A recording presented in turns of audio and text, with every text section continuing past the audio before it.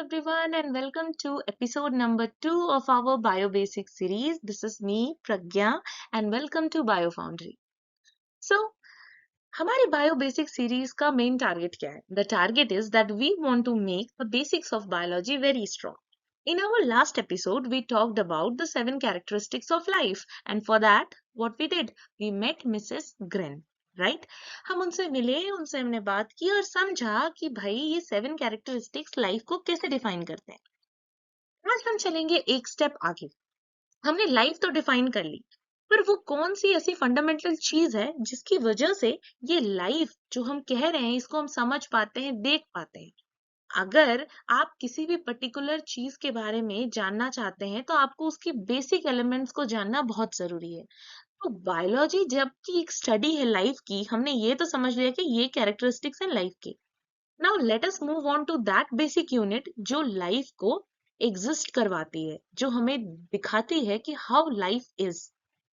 So today we are going to understand about the architecture of our life, that is understanding the cell.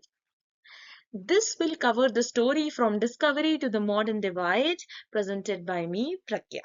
Okay, let's move. सबसे पहले हम एक basic idea ले लेते हैं what is a cell.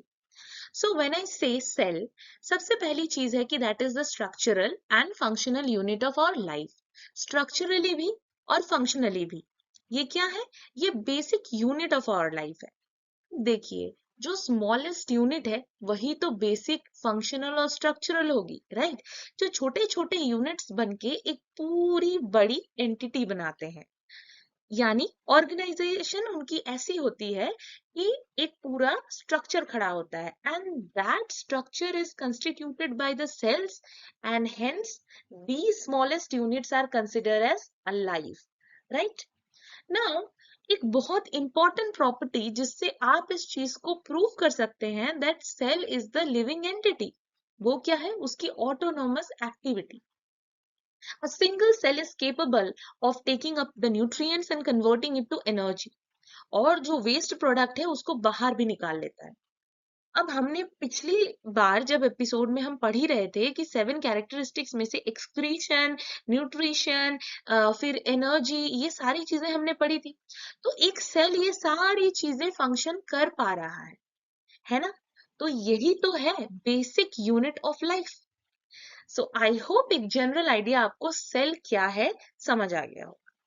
जैसे जैसे हम टॉपिक में चलते जाएंगे आपको समझ आ जाएगा कि what exactly we are thinking and talking as a life. Okay. So now from here we will start understanding little bit of the discovery. Now you would think we are not studying history, so why do we need to understand the background? See, when you will understand कि पीछे से किस तरीके से काम होते होते आज हम इस स्टेज पे आए, इस एडवांस लेवल पे आए, then you will understand the progression. आपको समझ आएगा कि चीजें कहाँ से स्टार्ट हुई और कैसे आज हम यहाँ तक पहुंचे।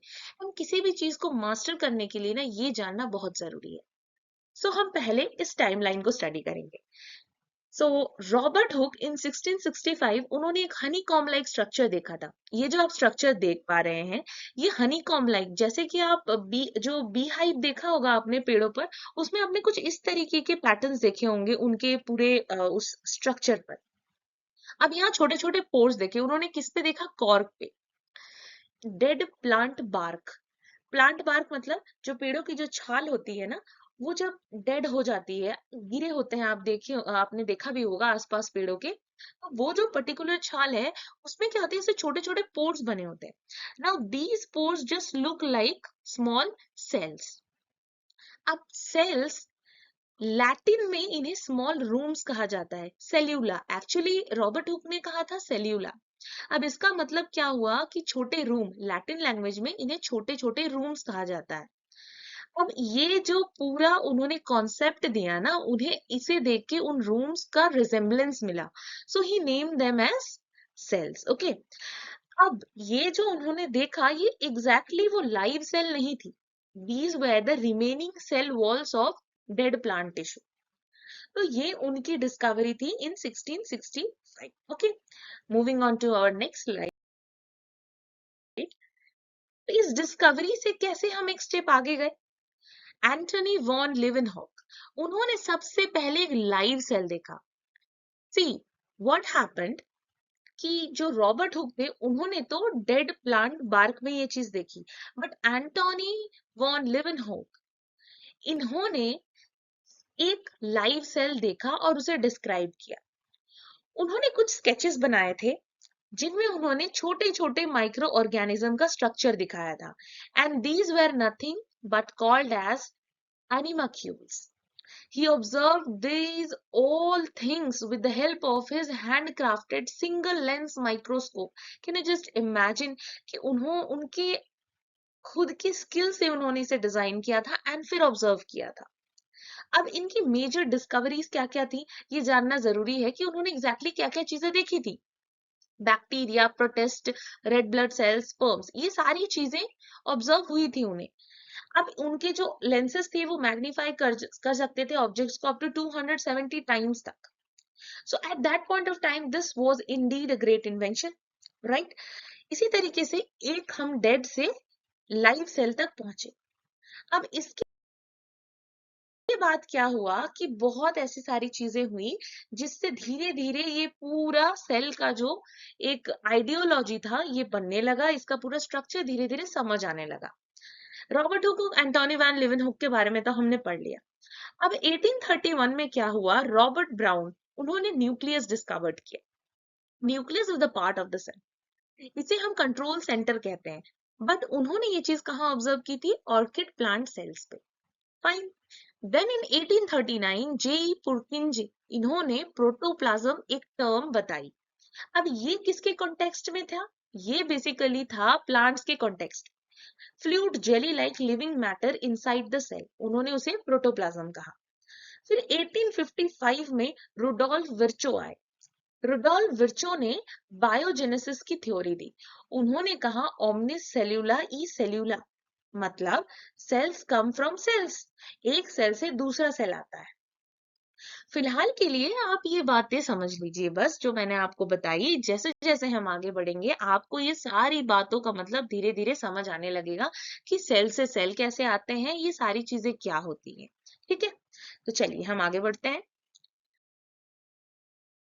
अब एक बहुत इंपॉर्टेंट पार्ट, डिस्कवरी तो हो गई, पर इन सारी बातों को समझकर सोचकर एक साथ लाकर प्रूव करने के लिए इन तीनों ने बहुत बड़ा योगदान दिया था।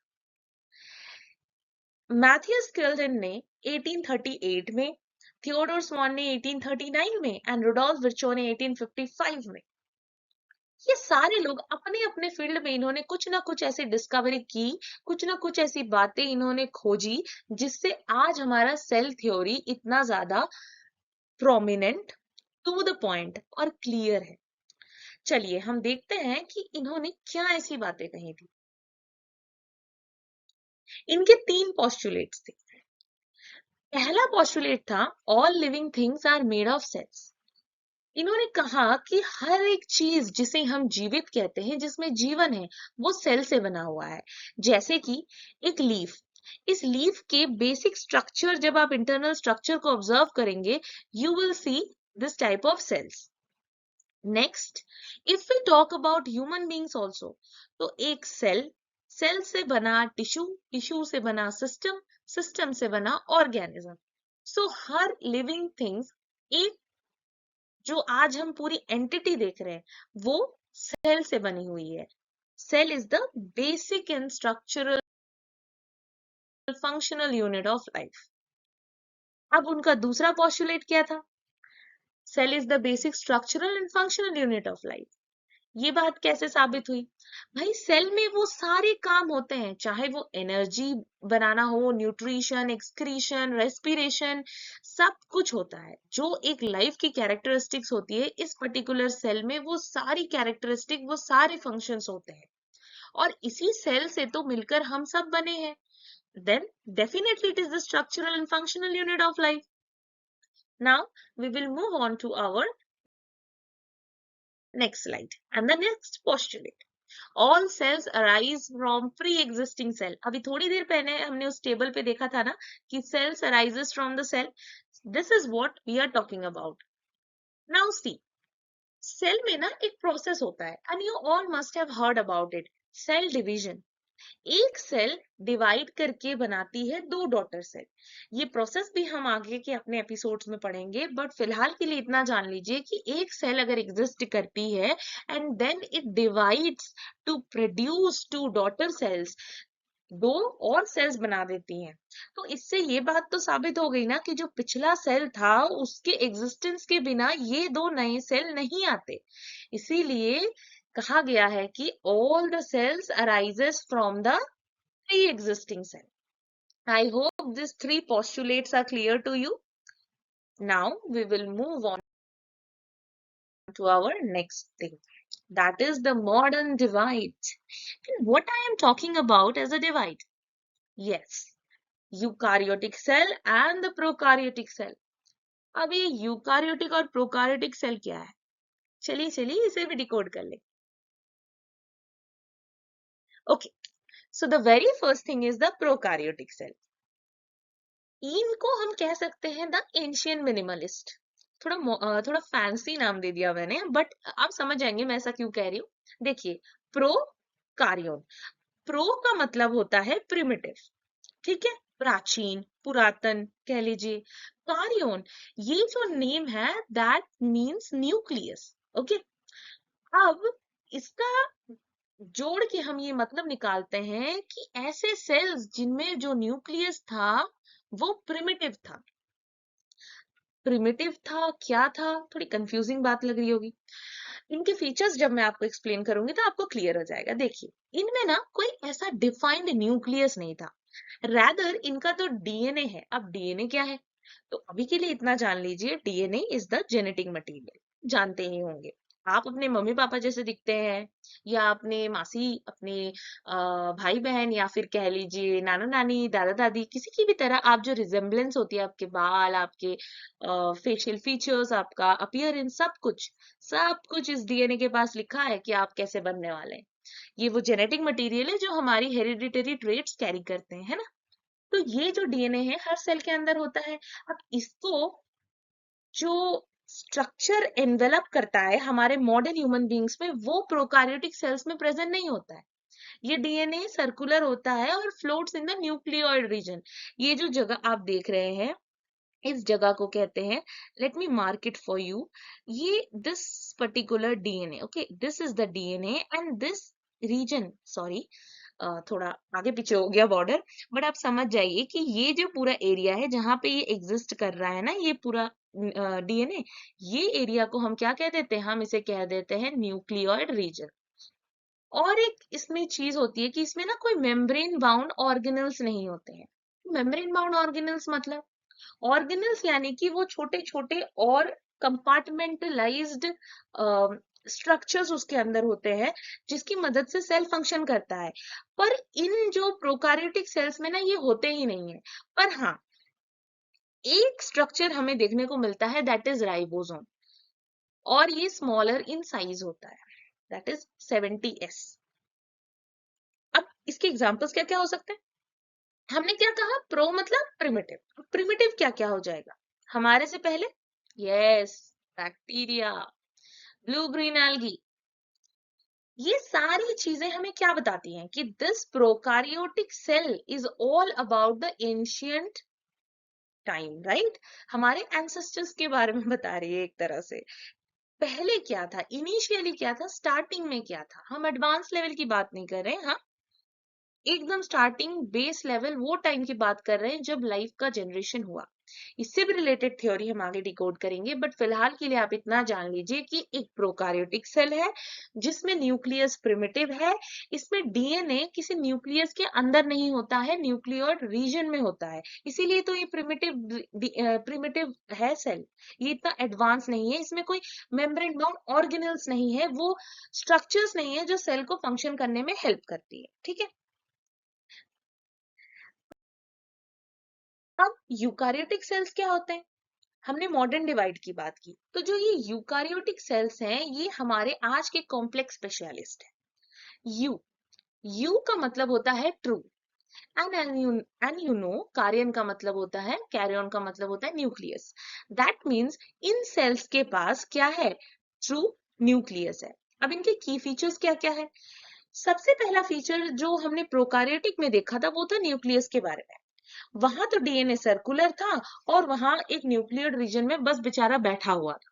बट यहाँ पे डीएनए डीएनए क्या है? लीनियर फॉर्मेट में है और इसे प्रोटेक्ट किया हुआ है एक न्यूक्लियर मेम्ब्रेन ने।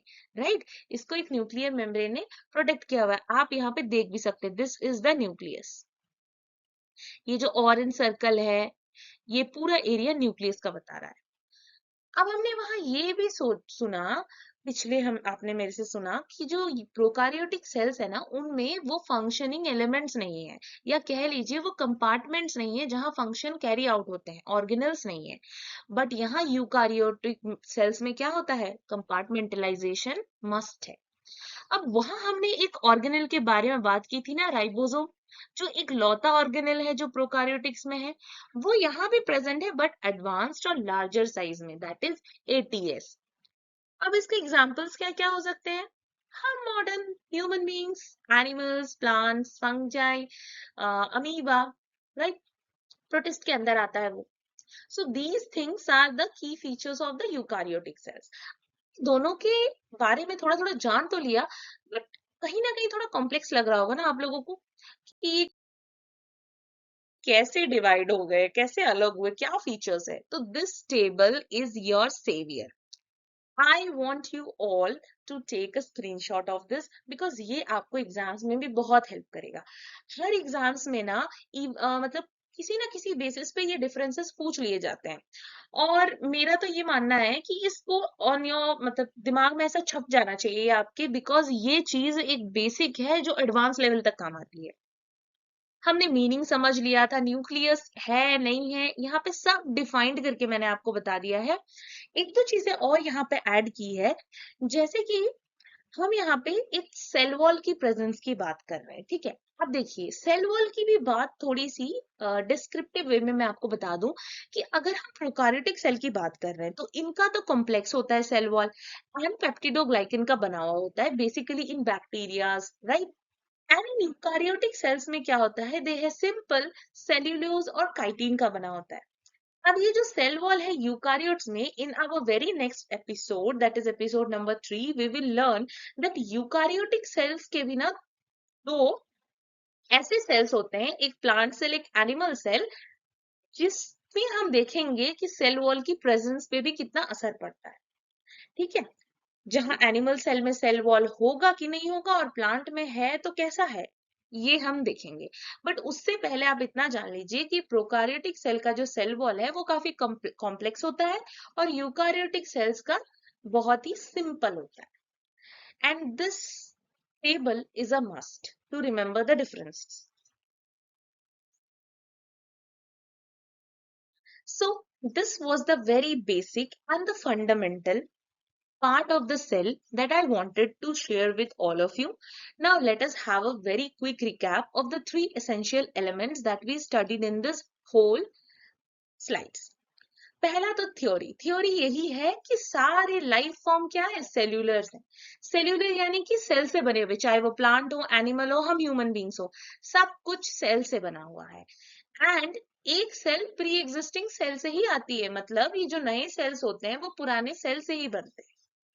ये हमारी सेल थ्योरी को कवर करती है। अब जो हमने कॉम्प्लेक्स डिवाइड की बात की, कॉम्प्लेक्स डिवाइड का मतलब है कि प्रोकारियोट्स जो सिंपल है और बेचारों के पास कोई अच्छा न्यूक्लियस नहीं है, कोई मेम्ब्रेन बाउंड ऑर्गेनल्स नहीं है। लेकिन यूकारियोट्स वो है जो कॉम्प्लेक्स है थोड़े से, क्योंकि ये ज्यादा एडवांस है और हम जैसे कि ह्यूमन से हम ज्यादा एडवांस है, तो हमारी माइंडसेट हमारा सब कुछ बहुत कॉम्प्लेक्स है ना। उसी तरीके से इनके पास एक ट्रू न्यूक्लियस भी होता है। ये हो गई हमारी डिवाइड की बात। अब यहाँ पे कुछ शेयर्ड फैक्ट्स भी होते हैं भाई, जो दोनों चीजों में होती हैं। क्या होती है कि दोनों सेल्स में क्या होना चाहिए? सेल मेम्ब्रेन तो होना ही चाहिए, साइटोप्लाज्म भी होना चाहिए, डीएनए भी होना चाहिए और राइबोसोम भी चाहिए। अब एक क्वेश्चन मेरा आपसे है, ये जरा पता कीजिएगा कि राइबोसोम क्यों चाहिए सर्वाइवल के लिए। हाँ, मैं तो बता ही दूंगी आप लोग को आने वाले एपिसोड्स में, बट आप ढूंढ के रखिएगा कि राइबोसोम क्यों चाहिए सर्वाइवल के लिए। And this wraps up our episode number 2। और जैसा कि मैंने आपको बताया, हमारी कमिंग अप इन एपिसोड 3 क्या है? The battle of eukaryotes, plants versus animals. Why do plants have walls while we don't have? And the secret of the green powerhouse in the plant cell. ये सारी चीजें हम अपने next episodes में cover करेंगे। Till then I think जो आज हमने पढ़ा वो आपको अच्छे से समझ आया होगा। Do leave your feedback on the comment section please. You can ask your questions as well, because आपका फीडबैक मेरे लिए बहुत इंपॉर्टेंट है। So I hope you are enjoying this and see you soon with the next video. Till then keep studying, keep enjoying. Bye.